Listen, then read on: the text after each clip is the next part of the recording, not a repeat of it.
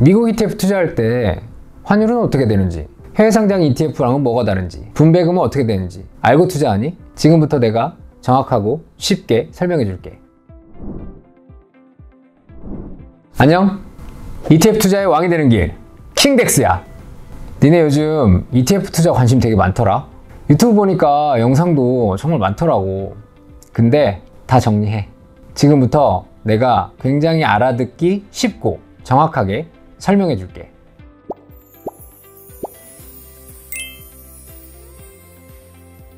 오늘은 첫 번째 순서로 미국 ETF 투자에 대해서 설명해 줄게.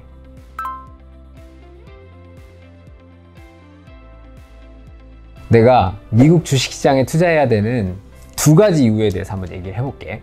코로나가 발생했을 때 우리나라뿐만이 아니라 글로벌 주식시장 전체가 대부분 급락세를 기록을 했었어. 글로벌리 가장 빨리 회복되었던 국가가 바로 미국이거든. 그 중에서도 나스닥 100 지수가 가장 빠른 회복세를 보였었어. 자, 두 번째, 너 혹시 ROE라고 알아?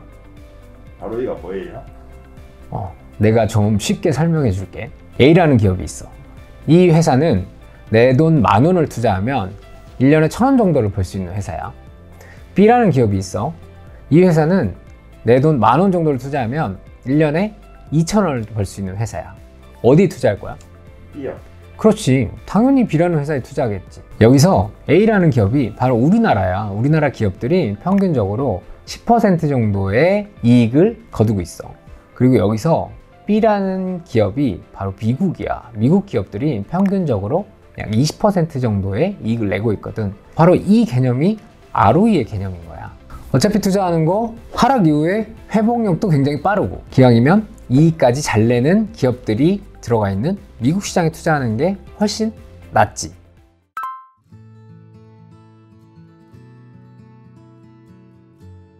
자, 결론부터 얘기하면 나는 IT 같은 기술주에 투자하고 싶다고 하는 사람은 나스닥 100에 투자하면 돼. 그리고 아니야, 나는 미국 경제 전반에 걸쳐서 투자하고 싶어 하는 사람은 S&P 500에 투자하면 돼.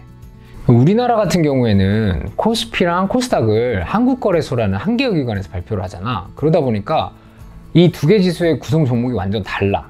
근데 미국은 이게 아니야. 나스닥 100 지수랑 S&P 500 지수 같은 경우에는 발표하는 기관이 완전히 다르거든. 나스닥 100 지수 같은 경우에는 미국의 나스닥이라는 업체에서 발표를 하고 있고, S&P 500 지수 같은 경우에는 미국의 S&P라는 기관에서 발표를 하고 있어. 그러다 보니까 이게 구성 종목 자체가 겹쳐. 니네가 잘 아는 페이스북이나 애플, 마이크로소프트 이런 애들이 미국을 대표하는 기술주 애들이잖아. 그래서 이런 애들이 나스닥 100의 상위 종목에도 들어가 있지만 S&P 500에도 상위 종목으로 들어가 있거든. 그리고 중요한 점 하나 뭐냐면, 나스닥 100 같은 경우에 지수 룰의 첫 번째 조건이 뭐냐면 금융기업을 제외한다야. 그렇기 때문에 금융업종 자체를 나스닥 100에는 포함을 하고 있지 않아. IT나 바이오 헬스케어 같은 기술주 위주로 구성이 되어 있어.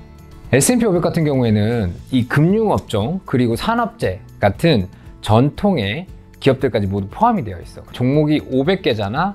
나스닥 100보다도 종목 수도 많지만 이러한 포괄적인 미국 경제 전반에 대해서 투자할 수 있는 상품이라고 생각하면 돼.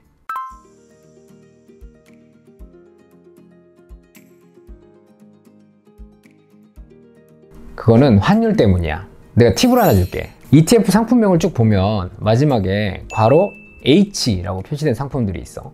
이 상품들 같은 경우에는 해외 상품이면서 환율과 무관하게 투자할 수 있는 상품들이야.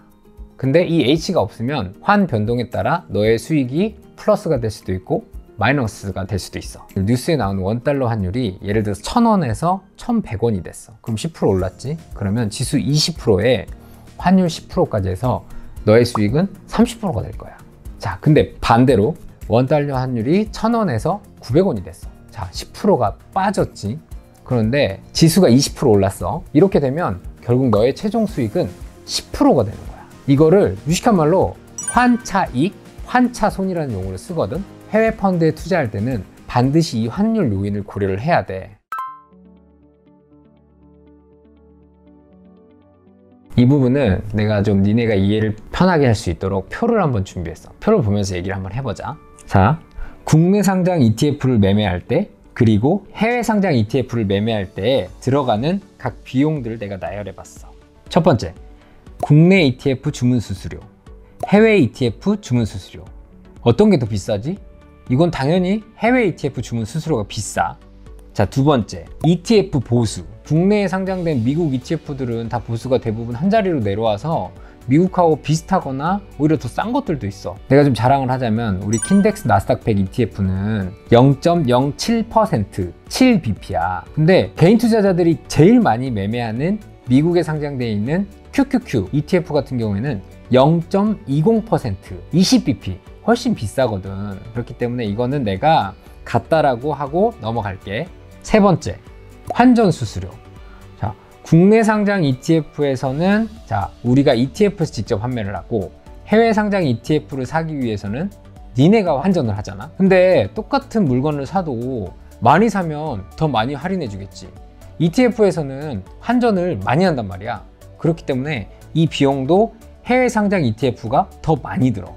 마지막으로 네 번째야. 해외 주식 주문 수수료, 국내 주식 주문 수수료. 이게 뭔 말이냐면 국내 상장 ETF는 국내에 있는 ETF가 미국 주식을 사기 때문에 해외 주식을 주문하는 비용을 내야 되는 거고, 미국에 상장되어 있는 해외 상장 ETF는 국내 주식을 사는 거잖아. 그렇기 때문에 국내 상장 ETF가 비용이 더 많이 들어. 근데 내가 얘기했잖아. 우린 이것도 많이 사거든. 그렇기 때문에 사실 이 차이가 크진 않아.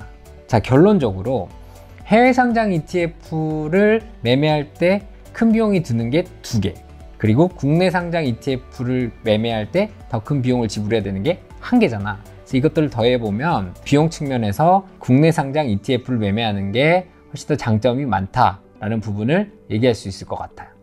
그리고 한 가지 더 얘기해 볼게. 미국 상장 ETF 사려면 언제 사야 돼? 새벽에 매매해야 돼. 그러면 밤에 잠을 안 자는 애들은 괜찮겠지만 회사 다니는 애들은 어떡할 건데? 못해. 국내 상장 ETF는 니네가 회사에서 일하다가 잠깐 화장실 가서 살 수 있거든. 그것도 실시간 가격으로. 그게 굉장히 큰 장점이라고 말할 수 있는 거지. ETF는 분배금이라는 형태로 배당을 지급하고 있거든. 미국에 상장되어 있는 S&P 500 추종 ETF나 나스닥 100 추종 ETF들 같은 경우에 대부분 분기에 한 번씩 분배금을 지급을 하고 있어. 우리 킨덱스 미국 S&P 500 ETF나 미국 나스닥 100 ETF 같은 경우에도 1월, 4월, 7월, 10월 1년에 총 4번에 걸쳐서 분배금을 지급하는 형태로 운용을 하고 있어. 그 분배금은 어디로 들어오는 거예요? 그거는 주식의 배당처럼 네가 가지고 있는 ETF 주수 곱하기 분배금 해서 이 총 금액이 너의 계좌로 입금돼. 자, 오늘 어땠어? 좋았어요. 좋았다니 다행이네. 세상에 공짜는 없어. 내일 바로 킨덱스 미국 S&P 500 ETF, 미국 나스닥 100 ETF 투자하는 거야. 그리고 혹시 궁금한 거 있으면 밑에 리플로 달아주면 내가 자세하고 정확하게 설명해 줄게. 대신 악플 달지 말고. 다음에 또 만나.